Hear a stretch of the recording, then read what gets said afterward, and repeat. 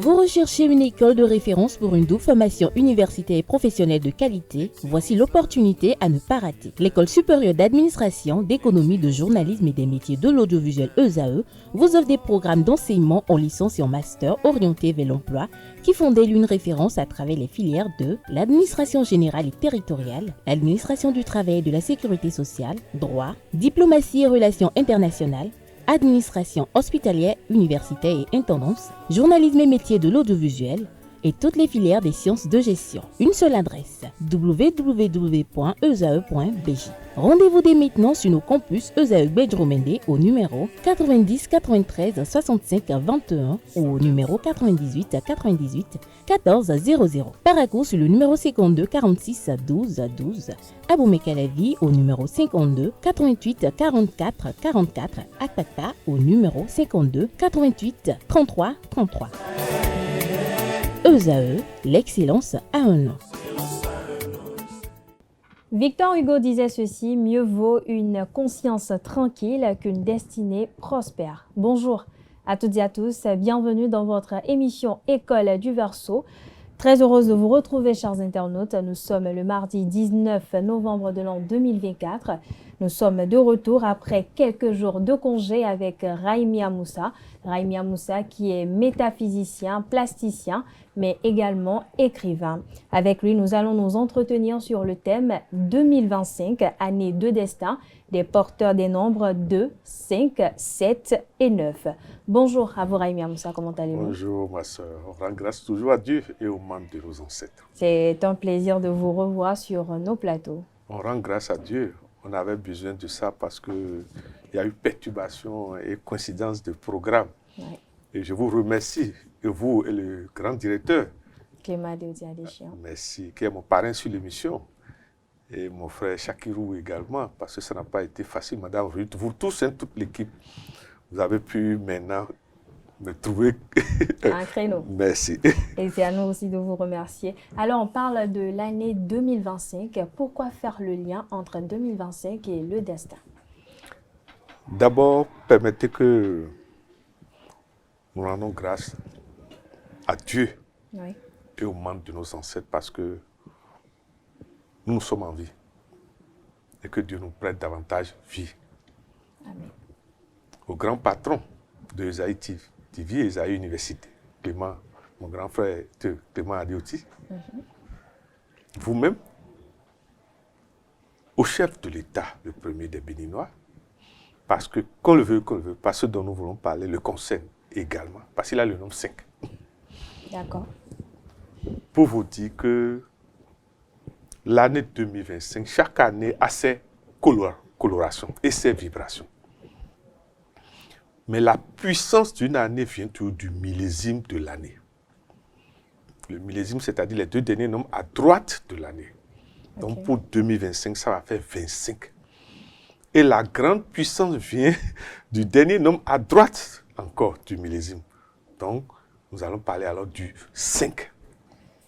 Or, le nombre 5 est à double visage. Okay. Vous verrez que quand vous voulez tracer la figure du nombre 5, on peut tracer la pointe en haut. On l'appelle l'ange positif. Mais il arrive que la figure tourne et donne ce que nous appelons le visage du bouc, le visage de la manifestation des démons. Ça veut dire quoi? Quand le nombre 5 est quelque part, il est demandé à la fois à ses porteurs, comme quand ça influence une société, un logo, un nom, oui, que ces porteurs soient hyper vigilants à guetter tout ce qui peut amener à ce que le désordre s'installe, à ce que le règne des démons s'installe. Parce que pour un oui ou pour un non, le 5 a cette capacité comme l'essence, l'éther, vous voyez l'alcool, oui, de rapidement s'enflammer. Alors, de façon ésotérique, je vais poser la question deux en un. Comment définirez-vous l'année personnelle et l'année universelle? Merci ma soeur pour cette précision. L'année universelle, c'est pour nous tous, c'est pour toute la Terre. C'est pour vous, pour moi, pour tout le monde. Les nombres de 2025 uniquement. D'abord, quand on dit 2025, il faut voir le millésime, les nombres qui apparaissent dans le millésime, les deux derniers nombres à droite. Vous avez le 2 et le 5. Et le 5. Mais il faut additionner maintenant. Quand c'est 2, ça fait 2 plus 5. Le 7 apparaît. Maintenant, additionnez encore l'ensemble 2025. 2 plus 0 plus 2 plus 5. Vous verrez, ça va donner 9. Donc, l'année universelle est commandée en 2025 par ces 4 nombres. Le 2, le 5, le 7 et le 9. Par contre, chacun de nous a une année personnelle qui va d'un anniversaire à un autre anniversaire. On prend le cas du Bénin. 1er août passé, 2024, et ça va finir le 1er août 2025. Si on prend le cas de notre grand patron, Talon, ça fait 1er mai 2024, et ça va finir le 1er mai 2025. Je ne sais pas si vous voyez. Et beaucoup de gens ne font pas la différence entre les deux. L'année personnelle influence plus dangereusement sur nous, sur les individus, alors que l'année universelle influence sur la collectivité. C'est la grande différence. Ça veut dire quoi? Si des porteurs de certains nombres de cette année universelle se rassemblent quelque part, s'ils ne savent pas faire, s'ils ne sont pas purs, s'ils ne sont pas nobles, des choses négatives vont se passer. Mais est-ce qu'il n'y a pas un petit bémol à ce niveau-là quand on sait que ce soit autant personnel que universel, on subit toujours forcément un impact, que ce soit négatif ou positif? Non.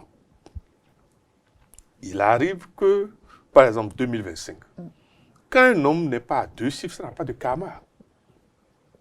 Le 1 n'a pas de karma. Okay. Le 2 n'a de 0 jusqu'à 9, il n'y a pas de karma. Le karma commence par du 10. C'est-à-dire qu'un homme apparaît avec 2 chiffres. 2 chiffres. Donc on enlève l'un de l'autre. Donc le millésime 25 apparaît avec un karma. 2 moins 5 égale 3 alors. Je ne sais pas si vous suivez. Oui. Dès l'instant où vous regardez une année, il y a 2 chiffres à la fin. Sachez que enlevez l'un de l'autre. Maintenant, il y a ce que nous appelons les maîtres nombres. C'est-à-dire le même nombre se répète. À supposer que nous sommes en 2022. Vous voyez, ça veut dire que le karma sera 0. C'est le plus puissant, le karma 0. Alors, quel est le message concret que l'on doit retirer ou tirer de ces 2 années-là qui se combinent? D'abord, c'est de faire cet exercice de comparer. Mon année personnelle, est-ce qu'il y a les mêmes nombres qui se révèlent dedans que l'année universelle? Et vous verrez que souvent, le moment où les 2 années se coïncident, vous allez vivre réellement le destin de ces nombres-là.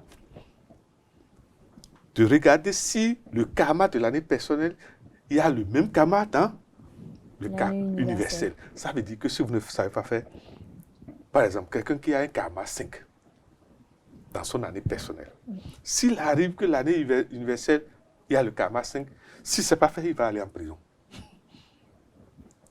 Il va avoir des problèmes jusqu'à... Lui-même va dire, mais c'est quoi? Pour vous dire que c'est toujours bon de faire ces 2 calculs pour voir s'il y a répétition. Parce que la répétition fait que la vibration est élevée. Nous prenons le cas du Bénin, par exemple, le nom Bénin. On appelle le nom Bénin le nom héréditaire de nous tous béninois. Regardez, quand vous écrivez Bénin, vous verrez qu'il y a le E d'abord, à l'intérieur, qui porte le nombre 5. Il y a un premier N qui porte le nombre 5. Mais il y a un autre N encore qui porte encore 5. Donc le nom Bénin porte à lui seul 3 fois le 5. Vous me comprenez? Ça veut dire quoi? 2025, c'est une des années de notre nation, le Bénin. Or, Dieu veut que celui qui dirige actuellement le Bénin est né un 1er mai 1958. Vous voyez déjà, 1er mai. Mai, c'est le 5. 58, le 5 est dedans. Je ne sais pas si vous voyez. Bien sûr. Dieu merci. Et quand on va loin, il a vraiment la contenance du 5. C'est ça qui veut nous sauver en 2000. Alors, je disais dans mon introduction tout à l'heure, on parle de l'année 2025, une année de destin. Alors, dites-moi, comment savoir qu'on est dans une année de destin? C'est surtout quand on observe soi-même sa date de naissance. Ok. Je vais toujours prendre des exemples concrets. Ce n'est pas que nous prenons ces exemples pour éloger le chef d'État. Le 5, il a le 5. Il est né en mai. Son millésime est 58. Par exemple, vous avez vu le 5 apparaître. Donc, il est en année du destin d'office. Je ne sais pas si vous suivez. Et ces jours du destin dans ces années-là, dans cette année-là, ce sont les jours qui correspondent à 14 et 23. Ce n'est pas seulement le 5. D'accord. Le 14 aussi, puisque ça va faire 5, et le 23 aussi va faire 5. Je ne sais pas si vous me suivez. Maintenant, autre chose, c'est quoi? Il arrive que le nombre n'apparaît pas directement. Par exemple, 14 n'apparaît pas directement, mais ça donne 5. Oui. Voilà un exemple. Le 23, le 5 n'apparaît pas directement. Il arrive aussi que l'addition entière du jour, du mois et de l'année, c'est dans ça que ces nombres apparaissent. Donc, chacun de nous n'a qu'à faire ces exercices-là. Je ne sais pas si vous voyez. Oui.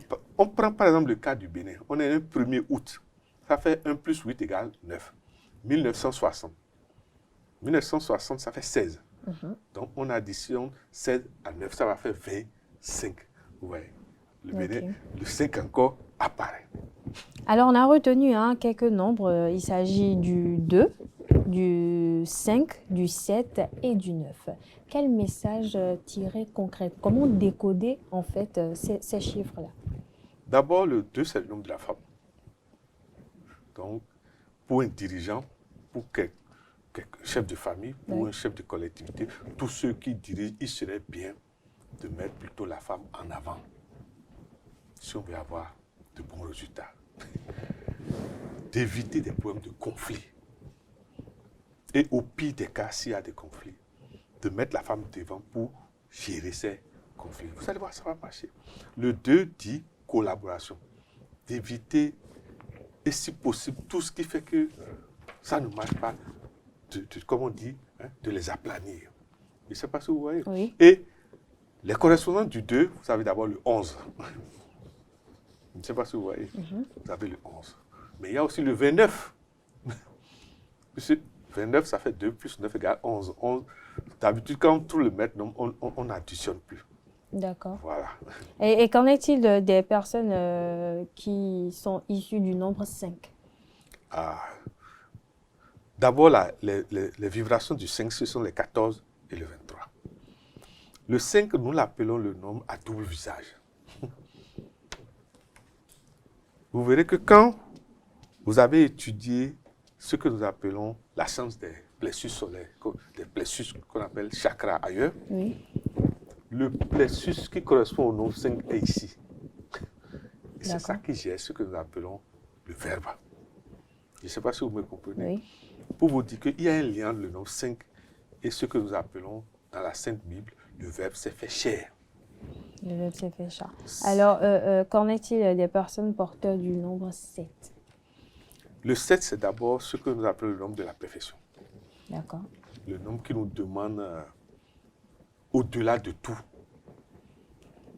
de ne pas croire que la richesse matérielle va nous permettre de rentrer dans les cieux. C'est notre perfectionnement, le perfectionnement de notre ego qui fait que le Seigneur va nous accepter dans les cieux. Quand on dit le perfectionnement de notre ego, c'est-à-dire nos défauts, nos vices, les orgueils qui n'ont pas de sens.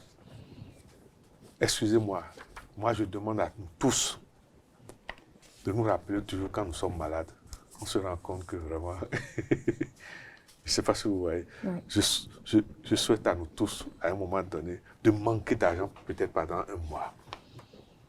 Et si vous ne savez pas faire, vous allez vous allez avaler, manger votre dignité. Pour vous dire que chacun de nous, quand nous nous levons le matin, nous rendons grâce à Dieu et au monde de nos ancêtres. C'est ce que dit le 7, que c'est Dieu qui est puissant. Et puis des personnes issues du nombre 9.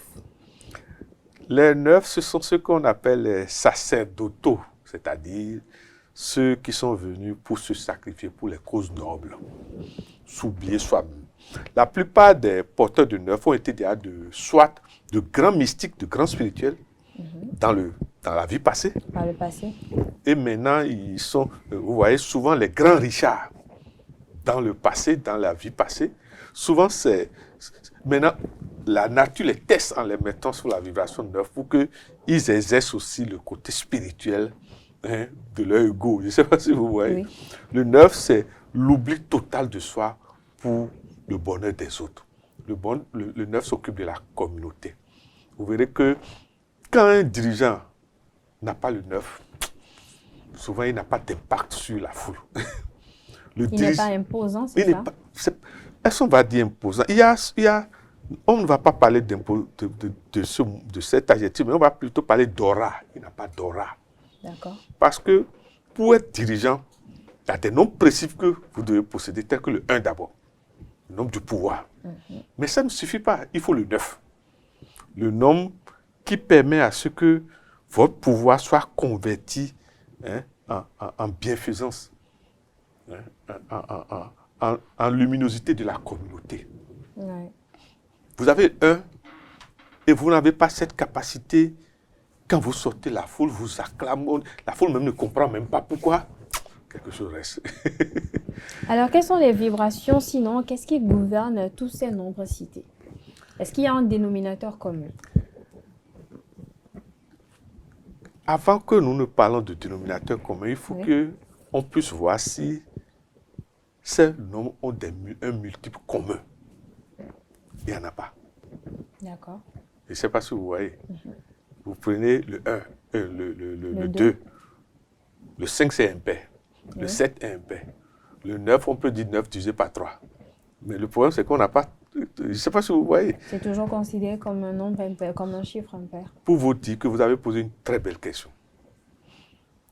Ce sont des nombres à couloir qu'il vaut mieux, comme on dit, le riz n'est pas l'haricot. Il vaut mieux chercher à bénéficier de chaque vibration de chacun de ces nombres. Le plus important, c'est quand vous portez ces nombres, qui que ce soit qui porte le nombre 2, quelqu'un qui est né un 20, un 22, un 5, un 14, un 23, un 15, un 25, le 5, quelqu'un qui est né un 7, un 17, quelqu'un qui est né un 9. Aujourd'hui, par exemple, c'est le 19. Vous voyez? Tant que vous avez ces nombres, surtout pour ceux qui ont les 4 là, ils doivent savoir que c'est leur année entière. L'idéal, c'est qu'ils reflètent les qualités de chacun de ces nombres et non les défauts de ces nombres, de manière à ce que ces nombres leur apportent la chance. Parce que c'est une grande année de chance, du fait que le 5 est dedans. Le 5, c'est un des nombres de chance terribles. Je ne sais pas si vous voyez. Mais le problème du 5, c'est dès l'instant où les anges vous emmènent la chance, les démons se cachent pour en même temps créer un problème pour que vous ne bénéficiez pas de cette chance. C'est ça que chacun de nous doit savoir. Mais comment alors bénéficier de ces chances-là si, je suppose, quelqu'un qui est né du chiffre 2 par exemple et qui souhaite bénéficier du chiffre 5, 7 ou 9, comment il s'y prend? Vous savez, qu'on le veut pas, les grands livres saints nous ont déjà dit ce qu'il faut faire. Quelqu'un qui est un porteur de 2, qui veut bénéficier du nombre 5 par exemple. Nos parents d'Aomé ont fait des choses que il va falloir encore que nous les expliquions mieux. Quand on dit par exemple les bas, vous voyez quand vous allez à un carrefour à 4 temps, quand vous êtes au milieu de ce carrefour, vous devenez comme une étoile. Ça veut dire quoi? Pourquoi ne pas faire des offrandes à des gens indigents que vous retrouvez dans des carnivores 4 ans. D'accord. Pourquoi, par rapport au nombre 9, quand on veut en bénéficier, ne pas aller au marché et faire des offrandes aux vieilles dames? Puisque le 9, c'est d'abord la maternité. Aux femmes qui ont déjà d'enfants, ou qui ont eu d'enfants et qui les ont perdus, je ne sais pas. Il faut toucher la maternité au niveau du 9, je ne sais pas si vous me comprenez. Ouais. Alors que pour le 7, pourquoi ne pas aller dans les mosquées, dans les églises et faire des dons? Je ne sais pas si vous suivez. Pour nous musulmans, pourquoi ne pas mieux encore faire les 5 prières du jour? Je ne sais pas si vous voyez. Et se demander quels sont les versets dans le Coran qui correspondent au nombre 5, au nombre 7, au nombre 9 et au nombre 2. Et plutôt les réciter plus, s'accentuer sur. Je ne sais pas si vous me comprenez. Quand vous prenez chaque sourate, pourquoi ne pas méditer sur les versets qui correspondent à ces noms? Ça n'a l'air de rien, ma soeur. Autre chose, le nombre 7 demande que, et si peut-être à Dieu, on va faire une autre émission sur peut-être les correspondants entre les nombres maintenant et les plantes. De manière à ce qu'on fasse ce qu'on appelle la composition des encens. Étant dit qu'il y a le nombre 2, 5, 7, 9, pourquoi ne pas retrouver la correspondance de chacun de ces noms avec des plantes populaires et les composer? Vous verrez que quand vous allumez ces encens quelque part, la chance règne. La chance règne. Alors, Ayam, ça, on tend vers la fin d'année, on approche à grands pas l'année 2025. Et comme je l'ai dit tout à l'heure dans mon introduction, c'est une année de destin. Quel comportement adopter ou quelle posture avoir pour cette année qui approche à grands pas? D'abord, quand une année arrive, remarquez, déjà en septembre, l'année universelle en cours n'a plus de force. C'est-à-dire? Le mois de septembre étant correspondant au 9, ça veut dire que quelque chose finit là. Octobre, l'influence déjà de l'autre année commence. Je ne sais pas si vous voyez, par la loi qui voudrait que tout redémarre par le 1. Je ne sais pas si vous me comprenez. Okay. Maintenant, les 3 derniers mois, qui sont octobre, novembre, décembre, sont déjà pratiquement sous l'influence des nombres de l'année qui vient. Surtout quand il arrive que certains nombres se répètent cycliquement dans l'année qui vient et dans les mois qui viennent par rapport à chacun de nous. Le mois de novembre est un mois, excusez-moi, de pouvoir, mais en même temps un mois de perte. C'est le mois où les entités de la Terre règnent plus. Et ça fait que ceux qui ne prennent pas des précautions, souvent, vous allez voir, il y a beaucoup de dégâts dans le mois de novembre. Beaucoup de gens ont des problèmes liés à la terre, à l'argent. Comme on remarque, pendant les fins d'année, les accidents, les problèmes, les embrouilles. Que chacun de nous comprenne que le mois de novembre est en liaison avec l'élément terre et surtout des entités que nous appelons les gnomes qui sont sous la terre et qui reviennent à la surface. Et nos parents, permettez que nous saluions nos parents Tofi. Vous allez voir que c'est pendant cette période qu'ils font les cérémonies de renvoi. D'abord, ils attrapent ces entités-là et après, avec de grandes cérémonies, ils les renvoient. Nous demandons humblement à notre chef de l'État, comme il a déjà commencé, qu'on considère mieux ces entités dans notre pays où des ethnies ont découvert des choses et qu'on les aide à ce que la quintessence de ces choses soit partagée avec le peuple. Parce que partout il y a l'eau, et surtout partout il y a la boue, les entités qu'on appelle les entités pygmées de la terre, ce sont des moments où ils se manifestent. Et comme on dit dans notre tradition, ils viennent au marché. Je ne sais pas si vous voyez. Mais quel que soit le temps que vous passez au marché, vous devez rentrer. Et c'est là le problème.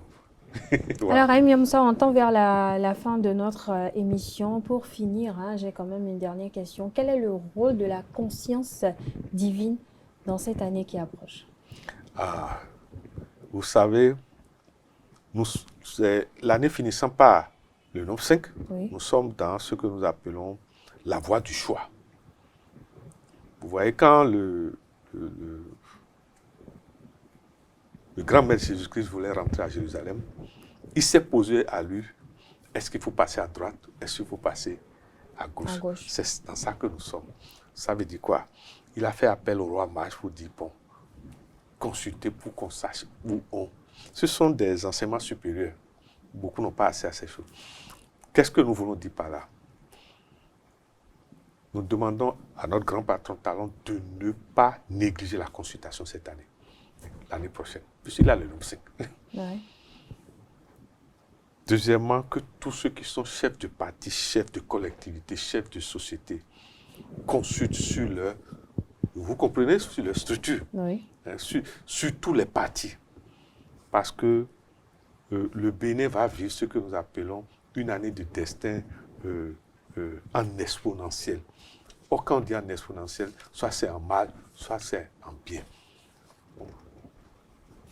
Les oracles demandent que nos dirigeants anticipent en consultant toujours avant de prendre de grandes décisions en 2025. En 2025. Merci à vous, Raïm Moussa. Un dernier mot pour finir.